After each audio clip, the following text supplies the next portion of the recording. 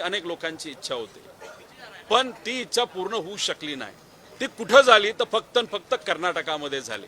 आणि कर्नाटकामध्ये अशा पद्धतीने न्याय मिळतो हे मला दिसल्यानंतर मी स्वतः अजितदादांना न्याय देण्यासाठी FIR करण्यासाठी कर्नाटकात गेलो. कोणाचाही कॉन्टॅक्ट वापरला नाही, गेलो, बसलो, रिक्वेस्ट केली, रिक्वेस्ट स्वीकारली गेली, FIR केला, FIR दुसऱ्या दिवशी ट्रान्सफर सुद्धा केलं. म्हणजे तिथं FIR स्वीकारला, पण इन्व्हेस्टिगेशनसाठी हा महाराष्ट्राला तो कर्नाटकाला पाठवलेला आहे. त्यामुळे आता हा महाराष्ट्र पोलीस यंत्रणेचा तो एक भाग झालेला आहे. बस याच्यात वेगळं काय नाही. त्यामुळे याच्यात राजकारण कुणी केलेलं नाही. महाराष्ट्राचं नाव खराब त्या ठिकाणी करण्याचा प्रयत्न कुणी केला नाही. आणि महाराष्ट्राचं नाव खराब हे काय कर्नाटकामुळे झालं असं नाही, महाराष्ट्रातच FIR अजितदादांच्या बाबतीत घेतला नाही, याच्यामुळे जेवढं नाव खराब झालंय तेवढं दुसऱ्या कुठल्या विषयामुळे झालेलं नाही असं मला वाटतं. पण याच्यात चर्चा करून डिस्कशन करून न्याय मिळावं, यात राजकारण येऊ नये एवढी आमच्या सगळ्यांची इच्छा आहे. सुनील तटकरे असं म्हणतायत, तुम्हाला त्यांनी टार्गेट केलंय, वहिनी अध्यक्ष झाल्यापासून काही डोमकावळे ढोकावत आहेत. दादांच्या तिथल्या दिवशीच या लोकांनी विधिकाच्या गोष्टी काढल्या होत्या. महाविकास आघाडीचे जेव्हा स्नेहभोजन झालं तेव्हा हे महाभाग गेले देखील नाहीत. यांनी काय सांगावं, हे मला टार्गेट करतायत. काय काय काय परत महाविकास आघाडीचे जेव्हा स्नेहभोजन होतं तेव्हा हे महाभाग गेलेले नाहीयेत. महाविकास आघाडी कधी स्नेह होतं? आता 2 दिवसापूर्वी झालं ना वायबीला. अरे सुनील तटकरे साहेब, तुम्हाला मला एवढंच सांगायचंय, तुम्ही माझ्याबद्दल जर बोलत असाल आणि परवा महाविकास आघाडीचं जेवण होतं त्या जेवणाबद्दल जर तुम्ही बोलत असाल तर तेव्हा मी कर्नाटकात होतो, मी बँगलोरमध्ये होतो.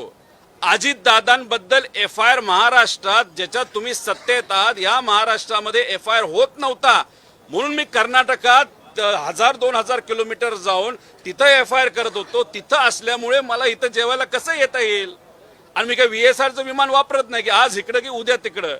त्यामुळे उगाच काहीतरी पतंग उडवत बसला आणि माझं नाव घेऊन बोला ना, महाभाग वगैरे असले कशाला. मी डायरेक्ट बोलतो, सुनील तटकरे आणि प्रफुल्ल पटेल हे अजितदादांचा पक्ष ताब्यात घेण्याचा प्रयत्न त्या ठिकाणी करत, मी डायरेक्ट बोलतो. त्यांच्यात हिंमत नाही का बोलायला, उगाच हवेत गोळ्या मारत बसलेत.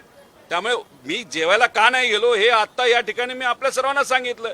तुम्ही सत्तेत असून दादांचं इन्व्हेस्टिगेशन योग्य पद्धतीने व्हावं यासाठी तुम्ही काय केलंय?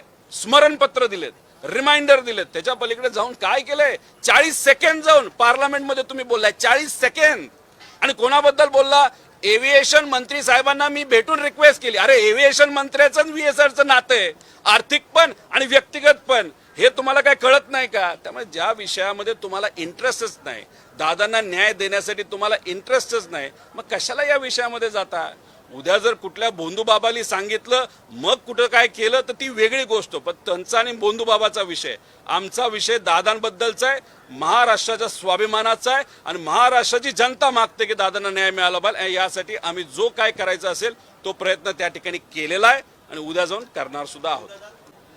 एक तर फक्त प्रयत्न मी, अमोल मिटकरी व इतर काही लोकांनीच केला असं नाही. महाराष्ट्रामध्ये असणारे तुमच्यासारखे जे सर्व प्रेसचे लोक आहेत, मीडियाचे लोक, यांनी सुद्धा ताकद दिली. लोकांनी पाठबळ असतो तर मग काय झालं असतं? तसंच रटाळ काय गोष्टी झाल्या असत्या.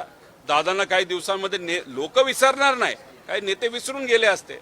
पण खरं काय घडलं हे लोकांना माहिती पाहिजे. आणि आम्ही जो प्रयत्न केला, लोकांनी जो प्रयत्न केला, सोशल मीडियामधून सुद्धा लोकांचा उठाव झाला, मीडियाने प्रयत्न केला, त्यामुळे आता तरी या लेवलचं यश आपल्याला मिळालेलं आहे. आता याच्या पुढे कसा हा विषय घेऊन जायचं ते बघायचं. शेवटी सत्ता नसताना मर्यादा असतात, पण सत्ता नसताना मर्यादा असताना सुद्धा आम्ही लढलो. सत्ता आज असली असती तर आतापर्यंत जो कोणी जबाबदार आहे त्याला पकडून जेलमध्ये टाकला असता. पण ठीक आहे, आज सत्ता नाही, काही दिवस असेच राहतात असं नाही. आज विरोधात असताना सुद्धा आम्ही प्रयत्न केलं. सत्तेत गेल्यानंतर हे जे काही सिस्टमच्या विरोधात आमची लढाई आहे, ही जी सिस्टम झाली की नेत्यालाच न्याय मिळत नाही तर मग गरिबाचं काय? ते कुठल्याही विभागामध्ये घ्या, उद्या जाऊन ही लढाई सिस्टमच्या विरोधात असणार एवढं मात्र त्या ठिकाणी आम्हाला कळलं. जेव्हा सत्तेत येऊ तेव्हा लोकांनाही न्याय देऊ आणि दादांनाही न्याय देऊ एवढंच या ठिकाणी सांगतो. 2 महिने सातत्याने तुम्ही पाठलाग करताय पण आणि सभागृहात तुम्ही हा सगळं पाठलाग मांडला, पण तरी सुद्धा न्याय मिळत नाही. ही न्यायाची अपेक्षा तुम्हाला कधी पडेल? आज रिप्लाय मिळाला, उत्तर मिळालं. FIR कर्नाटकाली जो केलेला आहे त्यात काही कम्युनिकेशन तिथं झालं होतं, पण ते नंतर रिप्लायमध्ये क्लिअर झालं. आता FIR आलाय आणि मुख्यमंत्री साहेबांनी सांगितलं, म्हणजे होम मिनिस्टर साहेबांनी सांगितलं, आम्ही स्वीकारतोय.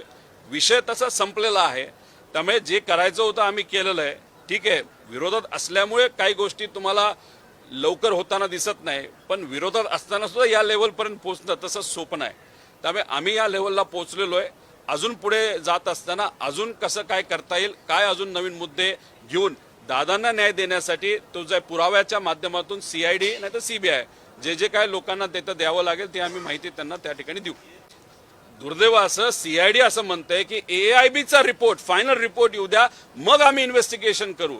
अरे CIDला हे माहित नाही का 9 असे प्रस्ताव आहेत हे ऍक्सिडेंट्स आहेत ज्याचे गेले 3-3 वर्ष झाला अजून रिपोर्ट आलेला नाही. मग 3 वर्ष काय आम्ही थांबणार का? एवढं काय वेळ आहेत का आम्ही?